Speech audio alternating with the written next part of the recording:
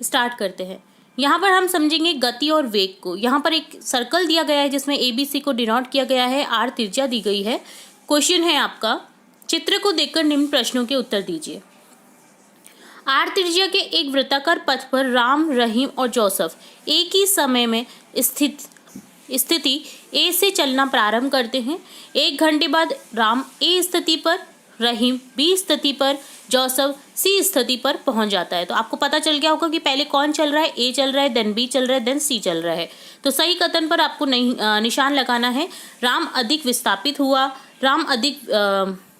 रहीम अधिक विस्थापित हुआ, या रहीम जो है जोसेफ है वो अधिक विस्थापित हुआ। तो राम की चाल अधिक है, राम सबसे पहले पहुंचा है, तो यहाँ पर ऑप्शन फर्स्ट करेक्ट हो जाएगा आपका, राम अधिक विस्थापित हुआ।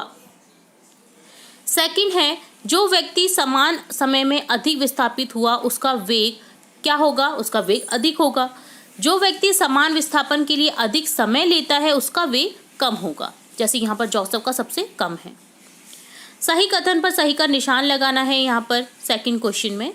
तो देखिए, वेग भौतिक राशि विस्थापन के समानुपाती होता है। जी हाँ, सही निशान लगा दीजिए। विस्थापन में परिवर्तन की दर को वेग कहते हैं, ये भी सही है। वेग भौतिक राशि के समय के व्युत्क्रमानुपाती होता है, ये भी सही है। वेग एक सदिश राशि है, जी हाँ। दिशात्मक चाल को ही वेग कहते हैं, ये भी सही है, क्योंकि देखिए सदिश राशि है तो दिशात्मक तो होगा ही, ठीक है, दिशा के साथ। सदिश का अर्थ ही ये होता है। वेग का मान 0 भी हो सकता है, जी हाँ बिल्कुल हो सकता है। नेक्स्ट क्वेश्चन देखेंगे जी, चाल का मान भी 0 हो सकता है, ये भी सही है। चाल और वेग दोनों का मान 0 हो सकता है। चाल कभी भी ऋणात्मक नहीं हो सकती है, धनात्मक और 0 हो सकती है। चाल सदैव धनात्मक तथा वेग ऋणात्मक धनात्मक हो सकता है, ये भी सही है। वेग ऋणात्मक हो सकता है पर चाल नहीं हो सकती। वेग बराबर विस्थापन बटा समयांतराल होता है, ये भी सही है। ये फॉर्मूला आपको याद कर लेना है क्योंकि बहुत इंपॉर्टेंट फॉर्मूला है ये भी, वेग निकालने का। वेग का मात्रक क्या होता है, मीटर प्रति सेकंड, तो ये भी सही है, ठीक है। तो सभी यहाँ पर जो ऑप्शन दिए गए हैं हमें सभी सही हैं, तो आपको सही का निशान लगा देना है। थर्ड क्वेश्चन देखेंगे।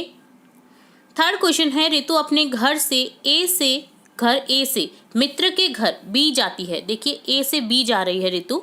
यदि ए से बी तक जाने में उसे 1/4 घंटा लगता है तो ऋतु किस वेग से गतिशील है। तो देखिए ए से बी जाने पर ऋतु की दूरी निकालिए 2 से 5, तो कितनी हो गई, 1 2 3 किलोमीटर दूरी हो गई, ठीक है। हमें क्या दे रखा है, समय दे रखा है 1/4, तो आप निकाल लीजिए वेग को विस्थापन बटा समय से, जो कि हो जाएगा 3/1/4, जो कि हो जाएगा 3 × 4/1, 12 किलोमीटर प्रति घंटे की उसकी वेग रहेगी, ठीक है। किलोमीटर में दूरी दे रखी है तो हमें इजी रहेगा निकालने में, तो इसे नोट डाउन कर लीजिए अपनी वर्कबुक में। अगला क्वेश्चन लास्ट क्वेश्चन है इस इस वर्कशीट का।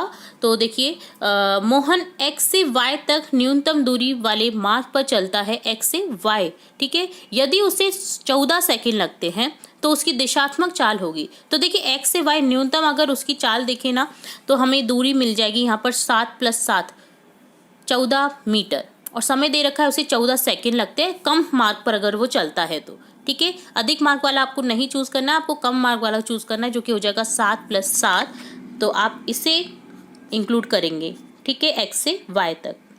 तो यहाँ पर 7 + 7 हो गया 14 मीटर। अब समय दे रखा है आपको 14 सेकेंड, दूरी दे रखी है आपकी 7 + 7 14 मीटर, तो दिशात्मक चाल निकाल लेंगे हम 14 मीटर प्रति सेकेंड, तो 14/14 हो जाएगा। तो देखिए चाल बराबर दूरी बटा समय होता है, तो यहाँ पर 14 मीटर बटा 14 सेकंड हो जाएगा, जिससे आंसर निकल जाएगा हमारा 1 मीटर प्रति सेकंड। पहले देखेंगे वर्कशीट 38 का सॉल्यूशन, जिसमें क्वेश्चन फर्स्ट है, चाल की परिभाषा व मात्रक लिखिए। तो इजी क्वेश्चन है, चाल की परिभाषा और मात्रक क्या हो जाएगा, आंसर हो जाएगा किसी वस्तु द्वारा इकाई समय में तय की गई दूरी को चाल कहते हैं, मात्रक होता है मीटर प्रति सेकंड। तो ये आपको नोट डाउन कर लेना है अपनी वर्कशीट में। नेक्स्ट सेकंड क्वेश्चन है, जब वस्तु एक समान गति से गति कर रही होती है तब इसका मार्ग कैसा दिखाई पड़ता है। तो इसका मार्ग दिखाई पड़ता है एक समान, तो आपको इस तरह से लिख देना है एक समान। नेक्स्ट थर्ड क्वेश्चन है, त्वरण किसे कहते हैं, सूत्र व मात्रक भी लिखिए। किसी वस्तु के वेग में परिवर्तन की दर को त्वरण कहते हैं। मात्रक होता है मीटर प्रति सेकंड स्क्वायर। ठीक है, तो ये भी आपको नोट डाउन कर लेना है। नेक्स्ट क्वेश्चन देखेंगे, फोर्थ क्वेश्चन। एक बस 16 किलोमीटर की दूरी 15 मिनट में तथा 20 किलोमीटर की दूरी 1 घंटे में तय करती है। बस की औसत चाल क्या है? तो टोटल हम दूरी निकालेंगे, देन टोटल समय निकालेंगे, देन औसत चाल का सूत्र लगा देंगे, दूरी बटा समय। तो इस तरह से इसे सॉल्व करना है आपको। ये देखिए, कुल दूरी 16 और 20 को जोड़ देंगे 36 किलोमीटर। चूँकि हमारी चाल की जो मात्रक है वो मीटर प्रति सेकंड में रहता है, तो हम इसे मीटर में चेंज कर देंगे। 1 किलोमीटर में 1000 मीटर होते हैं, तो यहाँ 36 किलोमीटर को 1000 से मल्टीप्लाई कर देंगे। तो देखिए यहाँ पर इस तरह से हो जाएगा 36,000 मीटर। कुल समय 15 + 60 75 मिनट, जिन्हें सेकंड में चेंज करेंगे 60 से मल्टीप्लाई करके, तो 4500 सेकंड हो जाएंगे। और 36,000 को 4500 से डिवाइड करने पर हमारे पास में औसत चाल बचेगी 8 मीटर प्रति सेकंड। तो ये आपको नोट डाउन कर लेना है इसी तरह से। नेक्स्ट क्वेश्चन फिफ्थ देखेंगे, चाल एवं वेग में अंतर बताइए। तो चाल एक अदिश राशि है जबकि वेग एक सदिश राशि है। चाल में केवल परिमाण होता है जबकि वेग में परिमाण व दिशा दोनों होते हैं। तो ये आपको नोट डाउन कर लेना है। और लास्ट क्वेश्चन देखेंगे इस वर्कशीट का, जिसमें क्वेश्चन 6 है। राम विरामावस्था से अपनी गाड़ी शुरू करता है। विराम अवस्था में था, फिर गाड़ी शुरू करता है और 30 सेकंड में 5 मीटर प्रति सेकंड, सेकंड को ऊपर ले आए तो इनवर्स हो गया, 5 मीटर प्रति सेकंड का वेग प्राप्त कर लेता है। तो गाड़ी का त्वरण ज्ञात करो। तो इसके लिए आपको फॉर्मूला याद होना जरूरी है। त्वरण का फॉर्मूला होता है v - u/t, 5 - 0/30। तो 5/30 को जब हम सॉल्व करेंगे तो 1/6 मीटर प्रति सेकंड या मीटर सेकंड यूनिवर्स हमारे पास में आंसर आ जाता है। तो यहाँ पर हमने 6 क्वेश्चन के आंसर देख लिए हैं। आप इन्हें नोट डाउन करें और लर्न कर लें। तो ये होता है कार्यपत्रक 38 का सॉल्यूशन डन। अब देखेंगे कार्यपत्रक 39 का सॉल्यूशन। क्वेश्चन फर्स्ट है, किसी वस्तु के एक समान और असमान गति के लिए समय दूरी ग्राफ की प्रकृति कैसी होती है? तो आंसर हो जाएगा, किसी वस्तु के एक समान गति के लिए समय दूरी ग्राफ की प्रकृति एक सरल रेखा होती है व असमान गति के लिए समय दूरी ग्राफ की प्रकृति वक्र रेखा, परवलय नामक या मुड़ी हुई हो सकती है। तो ये फर्स्ट क्वेश्चन का आंसर आप नोट डाउन कर सकते हैं। सेकंड क्वेश्चन है, वेग समय ग्राफ के नीचे की क्षेत्र में मापी गई राशि क्या होती है? तो मापी गई राशि होती है वस्तु के विस्थापन के परिमाण के बराबर। तो ये भी नोट डाउन कर लेना है। थर्ड क्वेश्चन है, एक समान चाल एवं असमान चाल से गतिमान वस्तु के लिए दूरी समय आरेखित करें। तो आपको क्या करना है, ग्राफ आरेखित करना है। तो ग्राफ को अच्छे से करिएगा। ये समान गति हेतु ग्राफ है। देखिए इस तरह से आपको अपने ग्राफ पेपर पर नोट डाउन कर लेना है। समान गति हेतु सीधी रेखा जो प्राप्त होती है हमें, तो ये समान गति हेतु ग्राफ है और ये है असमान गति हेतु ग्राफ, जिसमें एक मुड़ी हुई रेखा या परवलयकार रेखा हमें प्राप्त होती है। तो ये तीनों ही क्वेश्चन डन होते हैं आपके वर्कशीट 39 के, जिन्हें आपको नोट डाउन कर लेना है, लर्न कर लेना है इसी पार्ट में। तो ये डन होता है कार्यपत्रक 39। अब देखेंगे कार्यपत्रक 40 का सॉल्यूशन। इसमें क्वेश्चन फर्स्ट है, सारणी में वस्तुओं की गति के कुछ उदाहरण दिए गए हैं। प्रत्येक दशा में धक्का देना या खींचना के रूप में पहचान कर लिखना है। क्या वह स्थिति धक्का देने की है या खींचने की है या उठाने की है, वो आपको बताना है। तो मेज पर रखी पुस्तक को गतिशील बनाना, ये क्या है? धक्का देना। दरवाजे को खोलना या बंद करना, खींचना। कुएं से बाल्टी, पानी की बाल्टी को खींचना, तो ये ऑब्वियसली इसमें तो खींचना आ ही गया है, तो ये क्या है? खींचना। ठीक है, आप इसे कर कर देखिए, आप इमेजिन करके इन चीज़ों को करके देखेंगे तो आपको पता चल जाएगा कि आप क्या कर रहे हैं इनमें।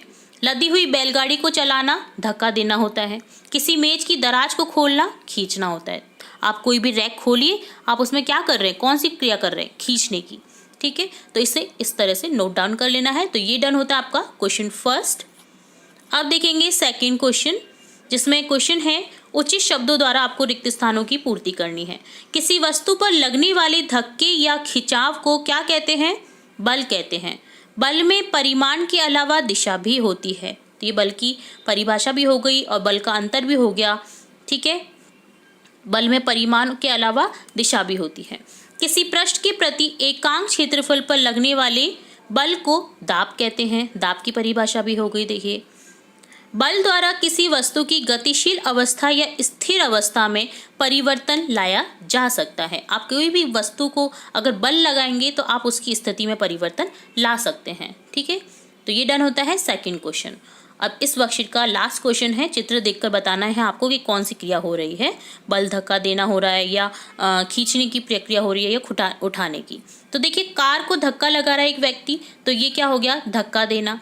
बच्चे खेल रहे हैं, एक दूसरे को खींच करके खेलेंगे, तो यहाँ पर खींचना हो गया। कुएं में से पानी की बाल्टी को निकालना, खींचना हो गया। एक आदमी देखिए सामान उठा रहा है, तो ये कौन सी क्रिया है, उठाना। ठीक है, तो इस तरह से डन होता है आपका वर्कशीट 40 का भी सॉल्यूशन। यहाँ हम देखेंगे कार्यपत्रक 41 का सॉल्यूशन सब्जेक्ट साइंस की विषय विज्ञान की वर्कबुक का।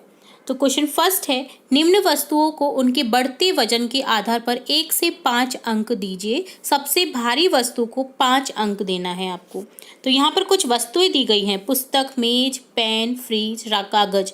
तो सबसे भारी वस्तु को आपको 5 अंक देना है। तो देखिए, आपको इजीली याद हो जाएगा कि सबसे भारी वस्तु तो है फ्रिज।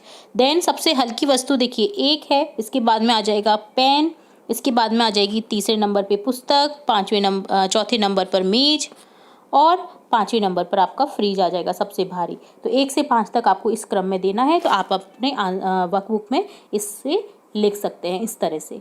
ठीक है, नोट डाउन कर लेना है आपको इस आंसर को। नेक्स्ट आगे बढ़ेंगे सेकंड क्वेश्चन की तरफ, जिसमें है, निम्न में से किस वस्तु की अवस्था एक स्थान से दूसरे स्थान में परिवर्तन हम आसानी से कर सकते हैं। याद रखिए, आसानी से करने वाले परिवर्तन को हमें सही का निशान लगाना है। क्या आप दिए गए निष्कर्ष से सहमत हैं? तो देखिए, पहाड़, पेंसिल, आपका घर, स्केल, पुस्तक दी रखी है। तो देखिए, आसानी से जो मूव हो सकते हैं एक स्थान से दूसरे स्थान में, आपको उन्हीं के आगे सही का निशान लगाना है। तो आसानी से जो मूव हो सकते हैं वो है पेंसिल, स्केल, पुस्तक। जो आपका घर है और पहाड़ है, ये आसानी से मूव नहीं होते हैं। तो यहाँ पर फर्स्ट और थर्ड को आप टिक नहीं करेंगे, तो इन्हें इस तरह से टिक कर देना है 2, 4 और 5 को। तो नोट डाउन कर लेना है ये भी क्वेश्चन का आंसर। नेक्स्ट थर्ड क्वेश्चन, तो देखिए निष्कर्ष यहाँ पर आपको दे रखा है एक, जिसका द्रव्यमान अधिक होता है वह अवस्था में परिवर्तन का अधिक विरोध करता है। जड़त्व द्रव्यमान की माप है, हाँ या नहीं? तो आपको बताना है हाँ। अगर उसका द्रव्यमान अधिक होता है तो वो अपनी परिवर्तन का अधिक विरोध करता है। ठीक है, तो यहाँ पर ऑप्शन हो जाएगा हाँ, और आपको यहाँ पर लिख देना है हाँ। ठीक है, इसे भी इस तरह से आपको लिख देना है। थर्ड क्वेश्चन देखेंगे, रिक्त स्थानों की पूर्ति उचित शब्द द्वारा करें। प्रत्येक वस्तु अपनी अवस्था में परिवर्तन का विरोध करती है। वस्तु के इस गुण धर्म को क्या कहते हैं? जड़त्व। तो यहाँ लिख देना है आपको जड़त्व, फर्स्ट ऑप्शन करेक्ट हो जाएगा। तो यहाँ आपको जड़त्व लिख देना है। जड़त्व का माप है, जड़त्व द्रव्यमान का माप है। तो यहाँ पर इस तरह से द्रव्यमान नोट डाउन कर लेना है। देन है, गतिशील वस्तु भी अवस्था में परिवर्तन का विरोध करती है। हाँ, उसमें भी आपको कहीं ना कहीं जोर तो लगाना ही पड़ेगा। तो ऑप्शन यहाँ पर लिख देंगे हाँ, ये वाला सही हो जाएगा। तो इसे नोट डाउन कर लेना है आपको। नेक्स्ट फोर्थ देखेंगे थर्ड का, खड़ी बस अचानक चलती है तो हम पीछे की ओर किस गुणधर्म के कारण झुक जाते हैं? तो जड़त्व के गुणधर्म के कारण, जड़त्व का नियम जो बता रखा है, इसी के कारण खड़ी बस जब अचानक चलती तो हम पीछे की ओर झुक जाते हैं। चलती हुई बस अचानक रुकती है तो हम आगे की ओर किस गुणधर्म के कारण झुकते हैं? ये भी जड़त्व के कारण ही होता है। मतलब अगर मूवमेंट है कहीं भी, अगर आपको अचानक से दिखाई दे रहा है तो वो जड़त्व का ही गुणधर्म होता है, उसी के कारण मूवमेंट होता है। ठीक है, और ये विरोध भी करता है। ठीक है, न्यूटन की गति का प्रथम नियम जड़त्व पर आधारित है। उचित शब्दों में रिक्त स्थान को भरें। जब कोई वस्तु स्थिर अवस्था में है तो वह स्थिर अवस्था में ही रहेगी जब तक कि उस पर बाह्य बलन नहीं लगा जाए। गतिशील अवस्था में है तो वो गतिशील ही रहेगी जब तक कि उस पर बाह्य बलन नहीं लगाया जाए। तो ये सही है। तो यहाँ पर देखिए, स्थिर अवस्था में तो आ जाएगा गतिशील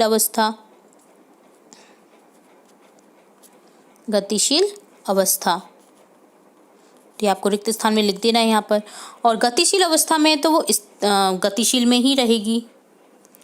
स्थिर अवस्था में है तो वह यहाँ पर आपको करेक्ट कर देना है, स्थिर अवस्था में है ना तो वो स्थिर अवस्था में ही रहेगी।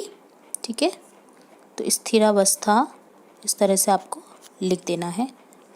ठीक है, इसे करेक्ट कर देना आप, स्थिर अवस्था में ही रहेगी। और गतिशील अवस्था में है ना तो वो गतिशील अवस्था में ही रहेगी। तो यहाँ पर आपको गतिशील लिख देना है। ठीक है, क्योंकि देखिए आप पुस्तक को रखिए, अब वो स्थिर है तो स्थिर ही रहेगी, आप मूवमेंट करेंगे उसका तो वो मूवमेंट करेगी। बस है, स्थिर है तो स्थिर रहेगी, अगर गतिशील होगी तो वो गतिशील ही रहेगी जब तक उस पर ब्रेक न लगाया जाए। तो ये आप एग्जाम्पल से समझ सकते हैं। तो यहाँ पर स्थिर अवस्था आ जाएगा पहले ऑप्शन में और दूसरे ऑप्शन में आ जाएगा गतिशील। गतिशील में गतिशील और स्थिर अवस्था में स्थिर। तो इसे भी नोट डाउन कर लें। नेक्स्ट देखेंगे क्वेश्चन 4। यदि किसी वस्तु को स्पर्श कर उसकी अवस्था में परिवर्तन आता है तो उसे संपर्क बल कहते हैं। बिना स्पर्श की अवस्था में परिवर्तन आता है तो उसे असंपर्क बल कहते हैं। दिए गए कथन के आधार पर संपर्क असंपर्क पर सही का चिन्ह लगाएं। जब किसी वस्तु को ऊपर की ओर उछाला जाता है तो वह गुरुत्वाकर्षण बल के कारण नीचे की ओर पुनः लौट आती है। यह बल है, क्या है? असंपर्क बल, क्योंकि असंपर्क बल ऊपर जा रही है वस्तु तो आप संपर्क थोड़ी कर रहे हो उससे, वो अपने आप ही आ रही है नीचे की ओर। तो यहाँ पर देखिए, यहाँ पर आपको टिक कर देना है असंपर्क बल। ठीक है, असंपर्क बल उसके कारण होता है। बैल अपने पेशीय बल के कारण बैलगाड़ी को चलायमान रखते हैं, तो यहाँ हो जाएगा संपर्क बल। बैलों को जब जो पेशीय बल होता है उसके कारण बैल चलते हैं, बैलगाड़ी जो होती है वो चलती है, तो यहाँ पर संपर्क बल हो जाएगा। तो पहले ऑप्शन में असंपर्क हो जाएगा, इसमें संपर्क हो जाएगा। देन देखेंगे सी, हल्की लोह वस्तु चुंबकीय और आकर्षित होती है, आकर्षण बल होता है असंपर्क। आप संपर्क थोड़ी करते हैं, वो अपने आप ही आकर्षित हो जाते हैं। तो यहाँ पर इस तरह से हो जाएगा असंपर्क।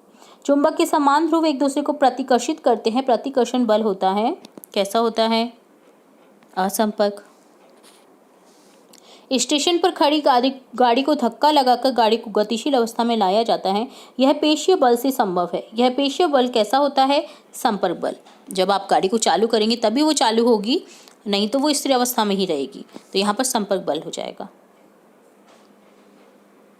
अब 5th क्वेश्चन देखेंगे। गुरुत्वाकर्षण बल, चुंबकीय बल, पेशीय बल, घर्षण बल में से 2 असंपर्क बलों को छांटकर लिखिए। अपने उत्तर की पुष्टि के लिए आवश्यक चित्र बनाइए। तो यहाँ पर मैंने बनाया है चुंबक का चित्र, जिसमें देखिए कौन कौन से बल लगते हैं, चुंबकीय बल और गुरुत्वाकर्षण बल। तो आपको इस तरह से चित्र के द्वारा इसे बना देना है चित्र को। चुंबक का नॉर्थ साइड बता दिया है, एस साइड बता दिया है। तो देखिए एक दूसरे के संपर्क में कब आते हैं वो दिखा देना है, असंपर्क में रहते हैं कब। तो यहाँ पर देखिए, तो पहले में तो आप लिख देंगे चुंबकीय बल,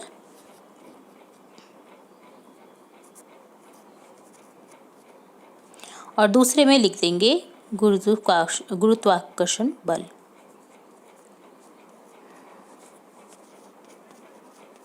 ठीक है, तो इसे आपको लिख देना है, नोट डाउन। कार्यपत्रक 42, कार्यपत्रक 42 का सॉल्यूशन। फर्स्ट क्वेश्चन है, जड़त्व से आप क्या समझते हैं? गति का प्रथम नियम जो कि जड़त्व का नियम है, तो यहाँ पर उसी को रिलेट करते हुए हम देखेंगे क्वेश्चन।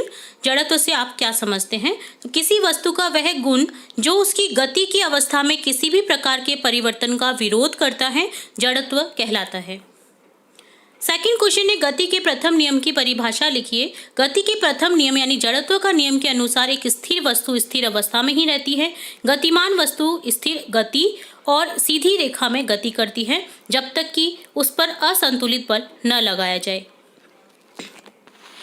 थर्ड क्वेश्चन है, दिए गए चित्र में सिक्के के गिलास में गिरने का कारण स्पष्ट कीजिए। जैसे आप देखिए, एक ये प्रैक्टिकल कर सकते हैं, आप गिलास रखिए, उसके ऊपर गत्ता रखिए, देन उसके ऊपर सिक्का रखिए। तो जब गत्ते को आप मूव करेंगे तो सिक्का गिर जाएगा, गत्ता बाहर गिरेगा।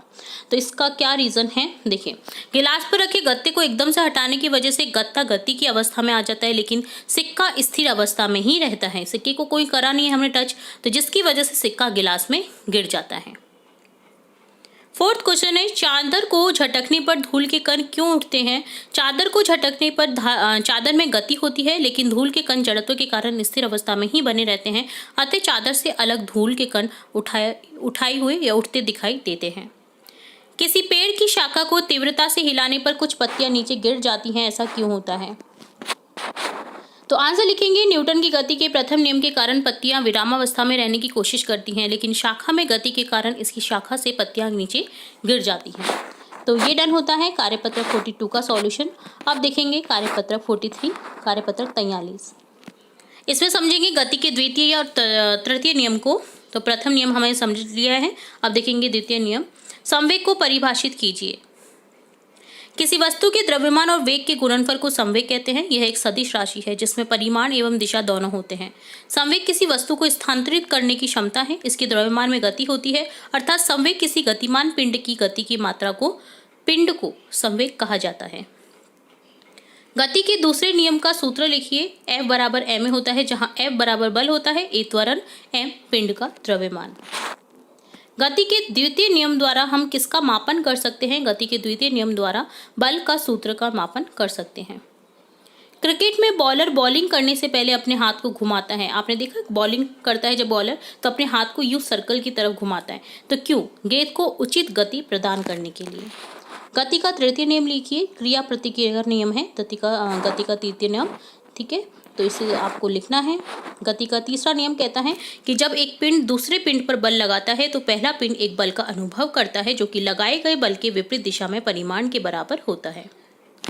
6 क्वेश्चन है, गति के तृतीय नियम के दैनिक जीवन में कोई 2 उपयोग लिखिए। पृथ्वी पर पड़ी गेंद जितने बल से पृथ्वी को दबाती है, पृथ्वी उतने ही बल से उसे ऊपर की ओर उछालती है। पानी में तैरते समय मनुष्य पानी को पीछे की ओर धकेलता है। इस प्रतिक्रिया के कारण ही वह आगे बढ़ पाता है। कार्यपत्र 44 को 44 कार्यपत्र को, जिसमें देखेंगे गुरुत्वाकर्षण। फर्स्ट क्वेश्चन है, आपके द्वारा ऊपर की ओर फेंकी गई गेंद पुनः धरातल पर आ जाती है, क्यों? पृथ्वी के गुरुत्वाकर्षण बल के कारण। क्योंकि पृथ्वी का गुरुत्वाकर्षण बल वस्तु के वेग के विपरीत कार्य करता है और गेंद को अपनी ओर खींचता है। इस प्रकार गेंद पुनः धरातल पर आ जाती है। सेकंड क्वेश्चन है, पृथ्वी के चारों ओर चंद्रमा का घूमना कौन से बल के कारण संभव होता है? लिखिए। पृथ्वी के चारों ओर चंद्रमा का घूमना पृथ्वी के गुरुत्वाकर्षण बल के कारण संभव है। थर्ड क्वेश्चन है, गुरुत्वाकर्षण का सार्वत्रिक नियम लिखिए। तो यहाँ लिखेंगे, गुरुत्वाकर्षण के नियमानुसार किन्हीं 2 पिंडों के बीच आकर्षण बल उन दोनों के द्रव्यमानों के गुणनफल के समानुपाती तथा उनके बीच की दूरी के वर्ग के व्युत्क्रमानुपाती होता है। यह नियम सभी पिंडों पर व सभी स्थानों पर लागू होता है। इस प्रकार के नियम को सार्वत्रिक नियम कहते हैं।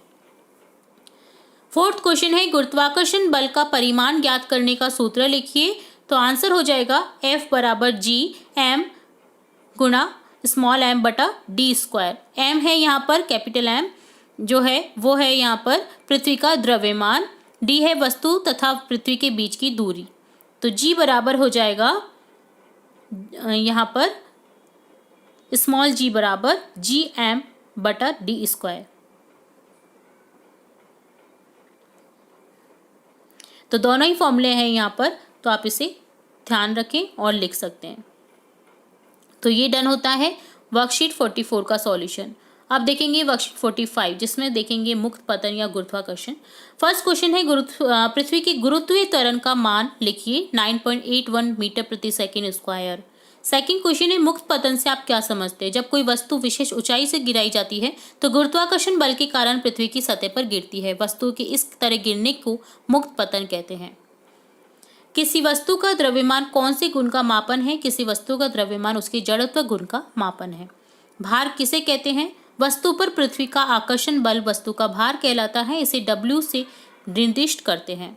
द्रव्यमान एवं भार में अंतर बताइए। तो पहला अंतर हो जाएगा, यह वस्तु में निहित पदार्थ की मात्रा है, जबकि भार में लिखेंगे कि यह एक बल है जिसमें वस्तु पृथ्वी की ओर आकर्षित होती है। द्रव्यमान सभी जगह स्थिर रहता है, भार स्थान परिवर्तन के साथ बदलता रहता है। इसका ऐसा ही मात्रक केजी है द्रव्यमान का, और जो है भार का मात्रक होता है न्यूटन। 6 क्वेश्चन है, दाब की परिभाषा लिखिए। किसी सतह के प्रति एकांक क्षेत्रफल पर लगने वाले बल को दाब कहते हैं। इसकी इकाई न्यूटन प्रति वर्ग मीटर है।